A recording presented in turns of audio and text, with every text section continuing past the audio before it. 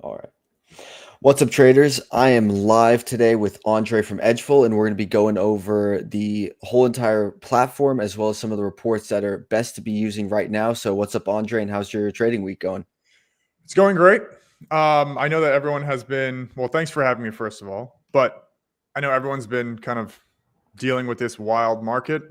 It has been, to be honest, a little bit crazy Yeah. recently. It is pretty hard to believe this sell off. I'm sure that the bears are pretty happy. So I'll just pull up the daily chart right now, quick. So if anyone watches this later, bulls have been pretty happy over the last, I would say, 5 years now, 4 or 5 years now. And then now, after a 13% correction on the NQ, bears are like, I told you so, which is funny.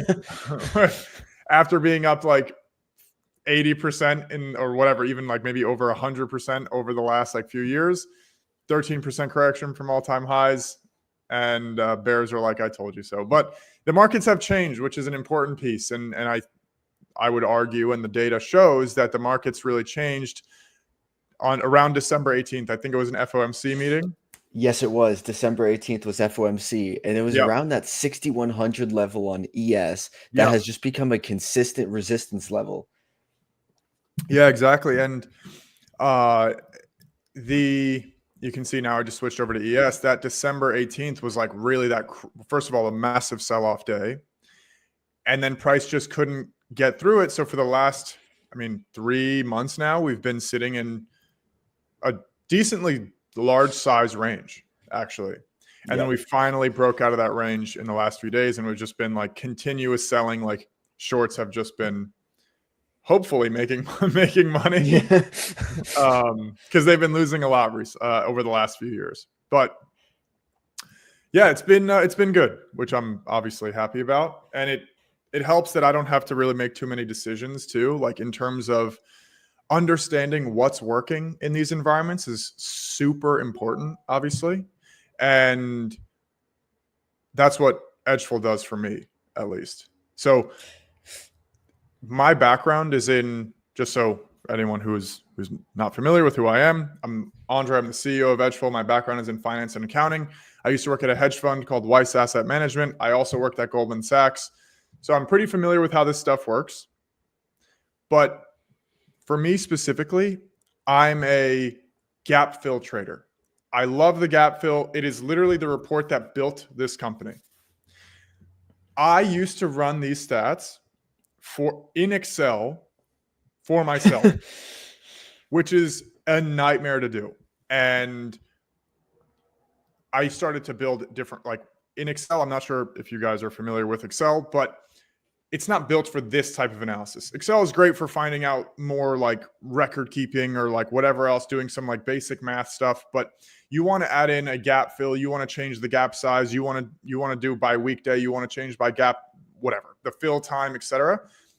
Not only is it extremely expensive to get the raw data to be able to do this on each of the stocks that you want to look at, but it's also a nightmare to do it if you're not an Excel wizard. And I actually have certifications in Excel, and I couldn't, it was just too much for me. So then I built this company because there was no product, which is shocking, that would tell me how often is the gap fill.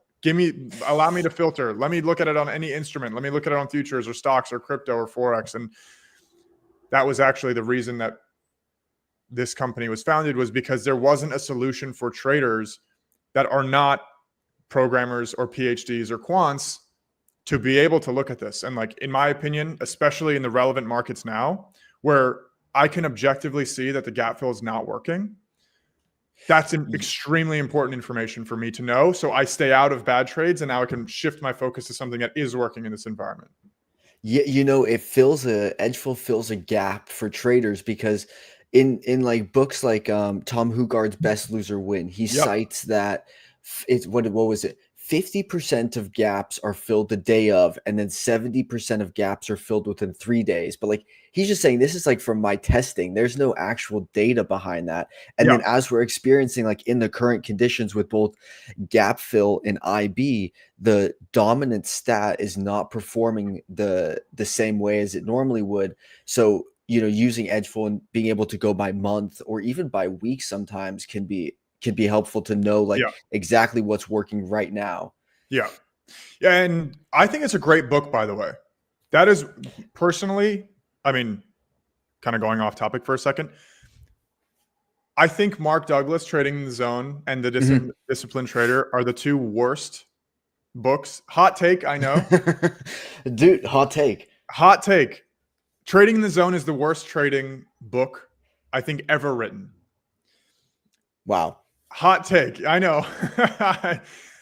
I don't want to, I mean, this is for me personally. I don't want to read a book that's going to talk about the market energy.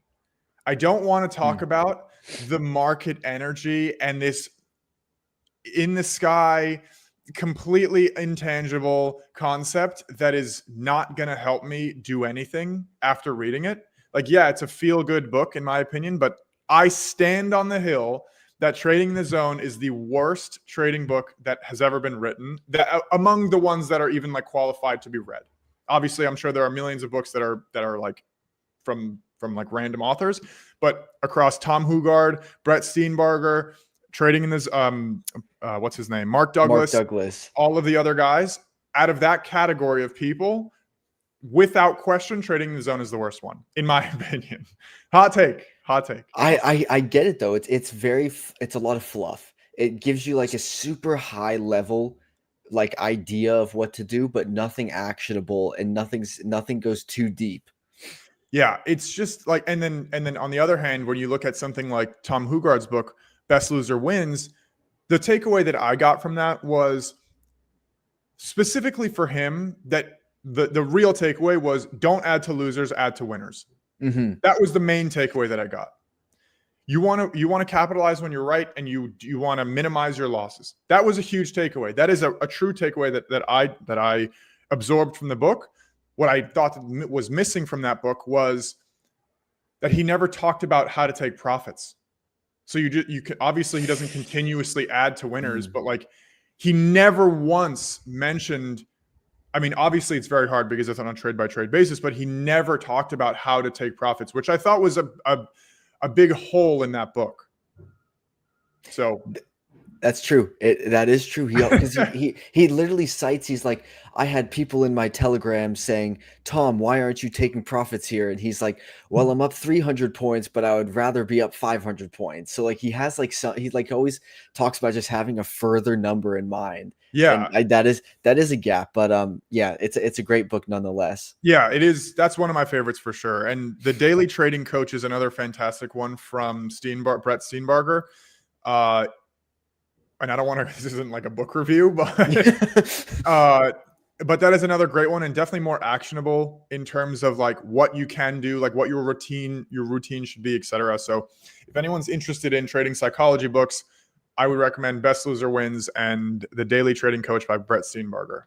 So Sweet. So talk to me about how you're filtering the gap fill report for the yeah, current market conditions. What are you going to use by size? Are you going to use by extension? Like just run yeah. me through that. So for the gap fill report, without question, the biggest driver on whether the gap is going to fill or not is the size. So the first thing I'm doing in the morning is if I'm looking to trade the gap fill, which unfortunately it hasn't been working recently, but I'm looking at the gap size. Now, in this market environment, if you go, so now we're looking at ES in the New York session in the last 6 months. And if you go to the gap size, and we're now looking at gaps between 0 and 0.2%, 0.19%. So here, the way to look at this on an actual chart is you can use it. Well, first of all, we have it plotted for you right here. So you don't actually have to calculate it, but just for visual purposes, I'll show you what this means. So here we're going from the previous session's close, which is right over here, to today's open, which is right over here, right? Let me actually just do it more carefully. So right here to right here. So 0.08%. This is the gap that we're going for. Now, in this case, yeah, definitely ask any questions. But in this case here, this is a no-brainer trade for me, right? The gap side, there's a gap down. It's a very small gap. You can go long, targeting this point right here. Now, there's obviously not too much meat on the bone for this trade. It's literally on ES. It's a 4-point move. It's rough, almost a 5-point move. But look what happened. Any trader would have gotten stopped out going long on this trade. Like, this is the most layup trade. And even let's just go to the like shorter time frames, the last 3 months. This is a layup trade, and it's just not working in these environments. So for me, I'm very hands off, because as you go and you look, like the fact that some of these, so I'll actually extend this back out to 6 months. The fact that gaps between 0.7 and 1%, that 2/3 of them have filled, is insane. It's like not something that should be happening. Gaps over 0.5% typically don't fill. But in this market environment, some of them have. And it's very, very difficult to trade. And the reason for that is typically what happens is smaller gaps are like batting for singles or doubles. You're not looking for this home run move. There's not that much meat on the bone. If you're going for something that's 0.2%, or let's just say whatever, 10 or 20 points on the ES, you're not going for a home run. And because you're not going for a home run, it's a lot more consistent. But what happens, go ahead. So would the entry be for a gap that's, 0.15 or 0.2% away from the open price, just simply buying or selling in that direction at the open with like a 1R stop loss? So let's actually use yesterday as an example, just for a quick second, just so I can see yesterday's close, today's open. Look at this. A gap greater than 1% yesterday had filled on the ES. Wow, yeah. Greater than 1%. In the last 6 months, I'll even go back to the last year. Let's go back to greater than 1%. This is extremely unlikely. This 70% of gaps up, greater between 1 and 1.5% not filled. Not a single gap down between 1 and 1.5% on ES have filled in the last year. And look what happens yesterday. Like this is the type of trade where you're like, this is a no-brainer. I'm not taking this trade. And then this type of market just goes, oh yeah, I'm going to flush and we're going to fill this gap. Now, if you are going to be taking these trades, and let's just use yesterday as an example because it did end up working yesterday. This is where the gap fill by spike report is going to come in. By spike, okay. So this here, what this does, and I'm going to zoom in here. So I'm going to go to the last 6 months and just give it a second. So now we have the gaps up and then the gaps down. What this report looks at is on a gap up, how far away from the gap fill target is price moving before coming down to fill. So this is pretty much measuring. If you entered right at the open short on a gap up, what's your drawdown? Okay. So in this case, if you entered right at the open, what is your expected drawdown in the move against you? So what this report is actually calculating, and I'll mark out previous day's close so we can see it clearly, is we take the candle that filled the gap, which is this one right here. We take the opening price, and then we take the high of day between these 2 points. And then now this is the spike right here.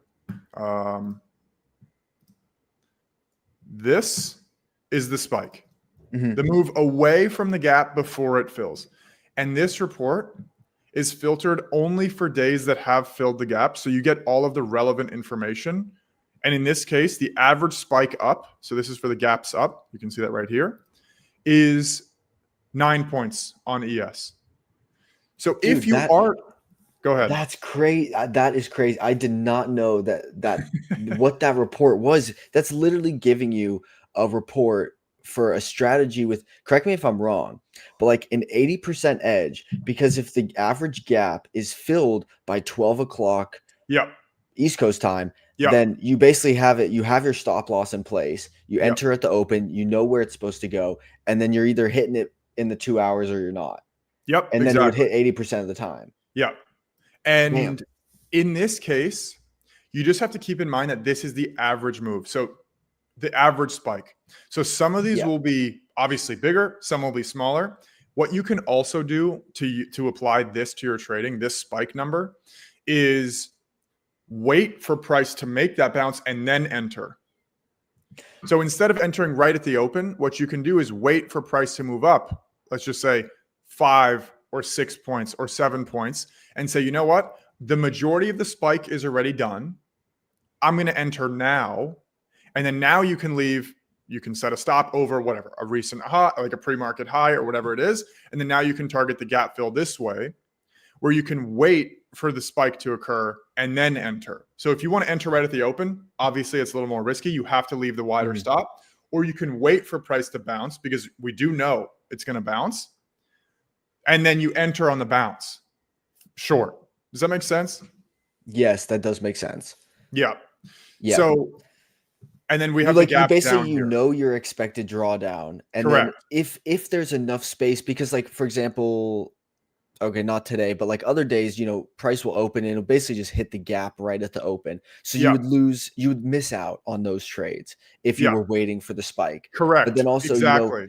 Maybe you like wait for that spike on a trade where the gap is 0.35% away, where it might not just go in one direction.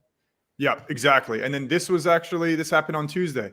So Monday's gap was here. There was a smaller gap down. And then you can see this was a gap down of 0.25%. Very solid. This is a trade that I'm happy to take, 0.25%. This is not 0.5 or 0.7. And then now from the open, which is the open is right here, and I'll make it yellow.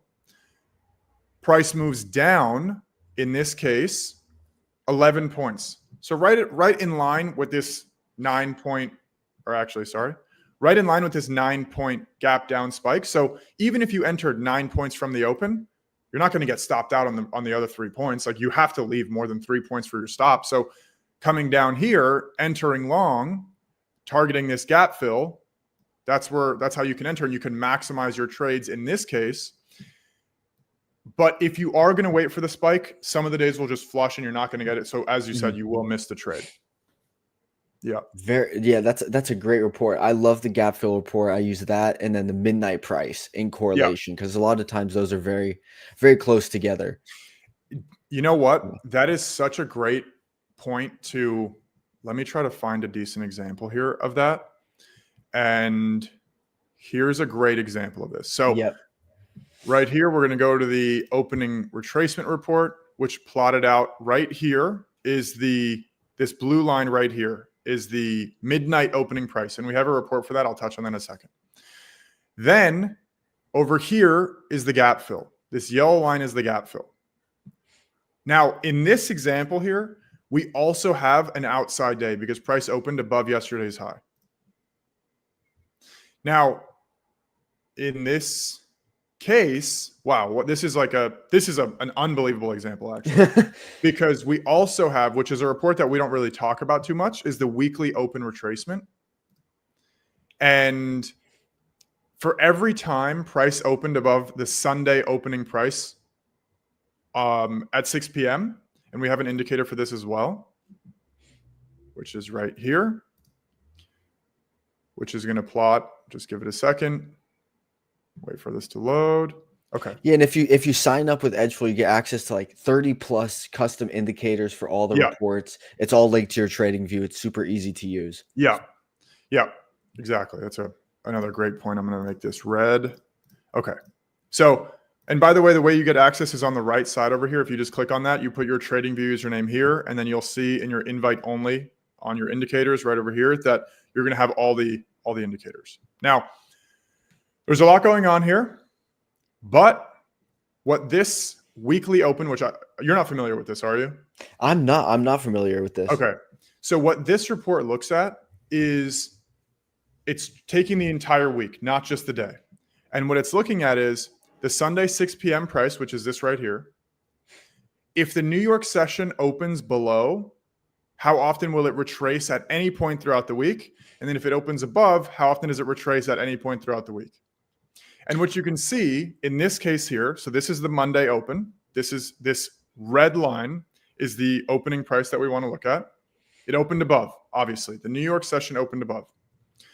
For every time in the last 6 months that price has opened above, 82% of the time at some point this week, it will retrace. That's great information, right? But the bi-weekday report is the one that really starts to push this to the next level, where if you go to bi-weekday, this is only checking the weeks that retraced. 71% of them have retraced on the Monday. Which makes sense. Because it's right there. It's usually going to be close. Now, the other 28% have been on Tuesday. So if price doesn't get to this Sunday opening price by the end of the day Tuesday, it's probably not going to do it the rest of the week. Wow. Okay. So it's like it gives you a great trade for Mondays. Yes. And then it gives you a great bias going into the rest of the week. Correct. Because if it doesn't touch at this point, it's probably not going to. But if it touches on Monday, the rest of the weeks, like it doesn't count it. So it only checks the first touch. Okay. Now, okay. Let's review this actual setup on ES for a second. We have a gap up, which is above this yellow line. So the yellow is the gap up. We have an outs, and in this case, the gap fill. You want to go for the gap fill. You want to be bearish targeting this yellow line. We have an outside day, which some people consider to be a true gap or opening above yesterday's high. So you want to be targeting this green line here. The midnight price, which is the one that you mentioned, is this very thin blue line here. So you want to be short targeting this area. And then we also have the Sunday opening price retracement. So we have 4 levels here that are giving you a very short bias on this day. This is an unbelievable setup here. When you see this happening, at least for me personally, obviously you guys need to determine your own trades. I am very short bias here, at least looking for a move like this. Even if it bounces, I don't care because the majority of my profits are going to be taken right over here. And if you had taken this gap fill, even if you entered right at the open, this is a 20-point move on the ES, which is obviously is a wonderful move to take. Yeah. So this is actually a really good example because you had mentioned the ICT and the gap fill, which in this case would be they're like 2-3 points away from each other. Yeah. So in this case, these two still great short bias. And these are wonderful targets that you can use to exit a short position here. So this is a great example, actually. Does everything I said just make sense? Is there anything you want me to like go over one more time? I know I just threw a lot. I mean, no, that's perfect. If anything, just like that weekly, what was the name of that report one more time? Yeah, the weekly open retracement. I'll actually go and I'll show you. Retracement, and then you can also filter it by weekday.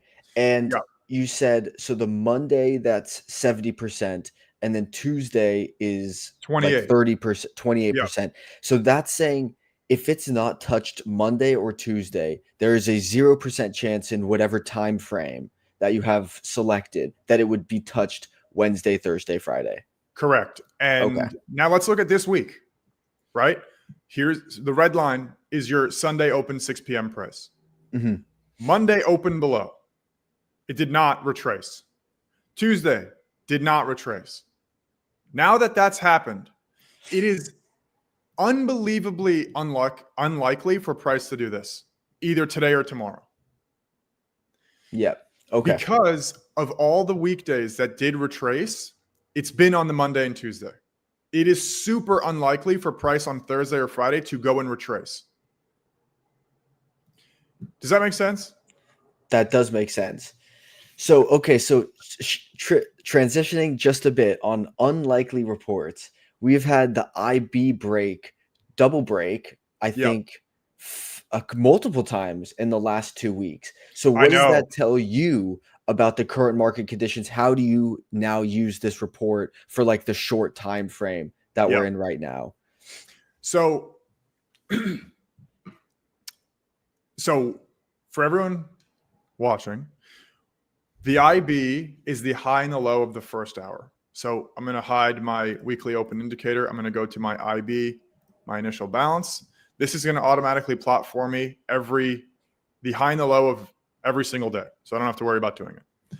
Now, most traders are going to be done trading probably around noon Eastern time. Mhm.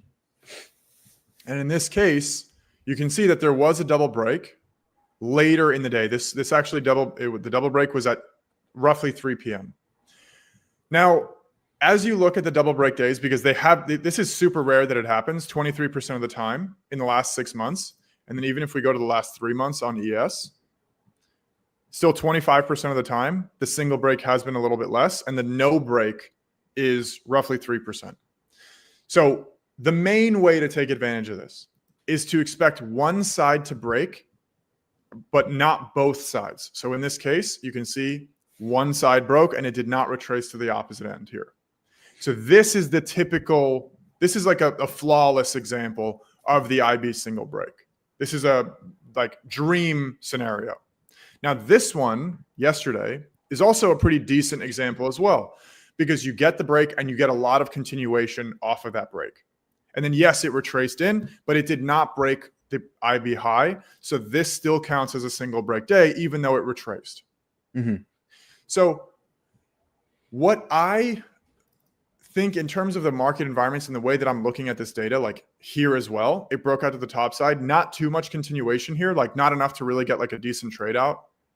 I mean, maybe you can, but this is a day where probably is going to be a losing day for you, which is fine because this only happens 25% of the time in the last 3 months.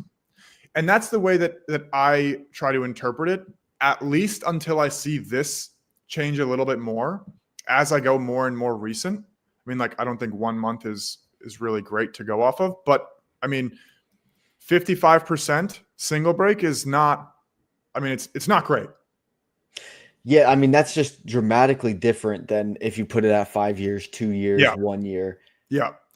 And one of the things that is so important that people understand about going so far back is, like, I'll just pull up the 5-year here. And it's so important that you guys understand that to be honest, it's like I almost want to remove it. Because really? Yeah, I almost want to remove it because, and we get questions like, can you make this go back further 10 years? Yeah. But like, let's think about what has happened in the last 5 years. There's been 2 elections. There's been a pandemic. There's been stimulus, money printing, more unprecedented money printing. Yeah. Inflation is a problem. There was a bull market that lasted 2 years, a bear market, and another bull market throughout this 2-year period. And then now we're in a completely new market environment as of December 18th. So if you're looking back 5 years, what you're actually doing is taking the average of all of the fluctuations of the results of the reports. So you can see here in the last 5 years, 68% of the time. But throughout this 5-year period, there might have been a point of a 6-month period where it was at 90, and there might have been a 6-month period where it was at 50. And you cannot look at it that zoomed out as a day trader.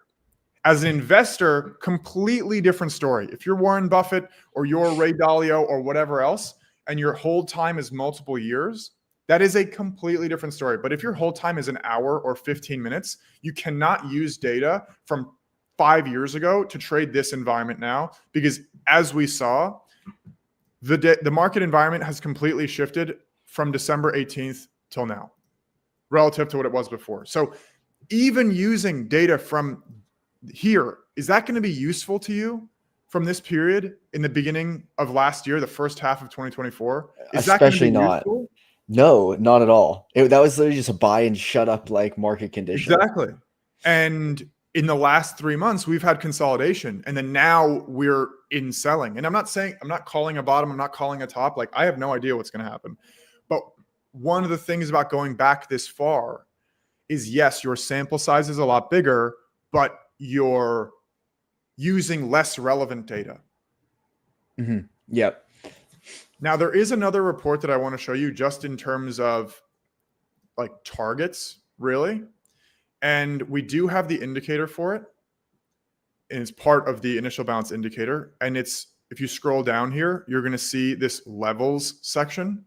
And what I want to do is I want to turn on my 0.5 and 1. And you might know about this. You might think about it from like standard deviations Mhm. of the initial balance. And the buy levels report here is super powerful for number one, taking profits and also reversals. So here we're looking at ES in the last 6 months, and we're at this point, the report will be filtered, will standard. It'll look like this, where it's considering all days, right? Breakout days, double break days, breakdown days, it doesn't matter. If you know that 75% of the days are going to be single break days, that means the moment price breaks to the downside here, you want to expect continuation to the downside. And this report, when you filter it to break down days, because now we know that price is broken to the downside. Like the moment this happens, you know price broke to the downside. So what you want to do is these levels, this 0.5, the 1, the 1.5, and the 2 are all based on the size of the initial balance. So in this case, the IB on this day, a couple days ago, was 44 points from the high to the low of the initial balance. If you go down, this is another one-time extension or one-time standard deviation to the downside, another 44 points. This right here is the 0.5. This is half, 22 points. This is the 1.5 here, which is 65 points or 66 points. So what this report tells you is how often does price actually get to each of these points? 76, almost 77% of the time when price breaks to the downside on a single break downside day, price is going to reach this point right here. This is an amazing target. Right, this point here, this minus 0.5 extension. This minus 0.5. Yeah. And then we can see, I'll show you today because only the current day has the labels. This here, so you have to wait first of all, you have to wait for price to break either side. And then that gives you the bias to either be bullish or bearish because you can expect a single break. And then here you can see, so like, let's say the top breaks just for argument's sake for today. Now I've turned on my positive levels and you can see here. Now let's look. I'm going to go to customize. I'm going to go to breakout days. And then now you can see that 67% of the time price is going to touch this point right here. If it breaks out to the top side, a single break day to the top side, there is a very high probability that you're going to get this move here. So instead of taking your profits, you take a 6-point winner on ES, lock in a green trade, but don't lock in your whole position because you know that 75% of the time, 76 or what, sorry, what was it? 67% of the time, price is going to get here. So leave a runner, leave a micro, just let it run because you're going to get that bigger move typically. And this buy levels report is super powerful because of that. Edgeful provides such great targets. and just to wrap up this stream, my favorite entry presented, my favorite, this is literally my favorite trade. And let's just get it right here. Okay. So we have the gap at 56.03. We opened like literally 5 points away from it, but we never touched it. We never touched the gap. And this is why I love the data side of things, because this trade combines two reports: the orb opening range breakout, double break report, and then the gap fill report. It doesn't matter how much air quote selling pressure there is or buying pressure in the opposite side for the report or the trade to still hit. My trade entry would be the break inside of the range to trade to the double break. And then also where the double break is, there's also the gap like 3 points outside. Boom, we wick the gap on the 1 minute chart and then reverse and continue, and maybe continue lower. I have no idea. But like if you just use the gap fill and the opening range high as your targets, you are making money on this setup consistently. Yeah, it's honestly one of the things that I think that's most impactful to the traders is, number one, having the actual confidence to set a target and know, hey, X% of the time this is going to happen. And to be able to sit, so like on your chart right there was that move up and there was that 3 candles and price pulled back down. Right to the left, like 2 candles before, to the left, to the right. Yeah, you see that pullback right there? Most traders would have stopped themselves out of that, not knowing the double break stats, not knowing the gap fill stats. That's exactly what I'm talking about. But if you know that the double break stats are strong, that might be a great position to even add. That might be a great spot to add because you know the probabilities. You're not listening to some guy on YouTube about whatever he's making up or whatever he's just assuming that, this probably happens around like 70% of the time, like completely made up numbers. Now when you have Edgeful, your targets are backed by no one's opinion, by a matter of fact. And that's the super important part, because to be successful as a trader, you cannot go based off of your emotions or based on like your gut feeling or based on what you think the moon or the tides or the stars are aligning or whatever. We have data. We are going based on the data. That is the most important, without question. 100%.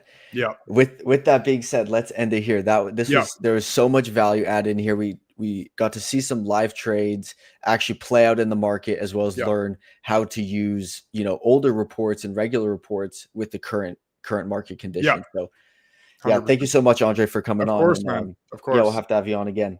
For sure.